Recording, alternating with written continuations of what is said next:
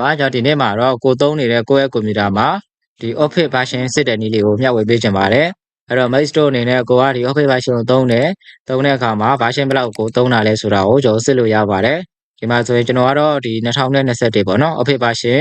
Microsoft Office 2021ကိုသုံးပါတယ်အဲ့တော့ Mac Store အနေနဲ့စစ်ချင်တယ်ဆိုရင်ကျွန်တော်ဘယ်လိုမျိုးစစ်ရမလဲဆိုရင်ကိုယ့်ရဲ့ကွန်ပျူတာမှာကျွန်တော်တို့ run box လေးခေါ်လိုက်ပါ logo ရဲ့ R ခေါ်ပြီးတော့ကျွန်တော် WinWord တို့ Excel တို့เนาะ PowerPoint တို့တခုခုကိုဖွင့်လိုက်ပါเนาะဖွင့်လိုက်တယ်ဆိုလို့ရှိရင်ကျွန်တော်တို့ဒီစစ်လို့ရပါတယ်ဖွင့်လိုက်တယ်ဆိုလို့ရှိရင်ကျွန်တော်ကဒီ file ထဲကိုသွားပြီးတော့ဗောနော် file ထဲကိုသွားပါ file ထဲကိုသွားပြီးသားဆိုရင်ကျွန်တော်ဒီ account ဆိုတာလေးရှိပါတယ် account ထဲကိုတစ်ချက်ထည့်ပြီးတော့ဝင်ပေးလိုက်ပါเนาะ account ထဲဝင်လိုက်တာနဲ့ကျွန်တော်တို့ဒီလိုမျိုးလေးကြာလာပြီဆိုရင်ဒီမှာဒီ Office ရဲ့အောက်မှာဗောနော်ဒီ Microsoft Office ဒီမှာ NDSC Professional Plus 2021ပေါ့နော်ဒါ Mac Store အနေနဲ့ကိုယ့်ရဲ့ဆက်မှာဒါ version ဘယ်လောက်ကိုသုံးထားလဲဆိုတော့ဒီနည်းလေးနဲ့စစ်လို့ရပါတယ်ကျွန်တော်ကတော့2021 version လေးကိုသုံးပါတယ်သူ့ရဲ့အထက်မှာဆိုရင်2024ရှိပါတယ်2024 version ရှိရဲ့အဲ့တော့ Mac Store အနေနဲ့ကိုသုံးနေတဲ့ဆက်မှာဘယ်လိုမျိုးစစ်လို့ရလဲဆိုတာကိုမျှဝေပေးခဲ့တာဖြစ်ပါတယ်ဒီနည်းလေးကိုရမယ်လို့ထင်ပါတယ် Mac Store အတွက်အကျိုးတစုံတရာရှိတယ်ဆိုလို့ရှိရင် comment မှာ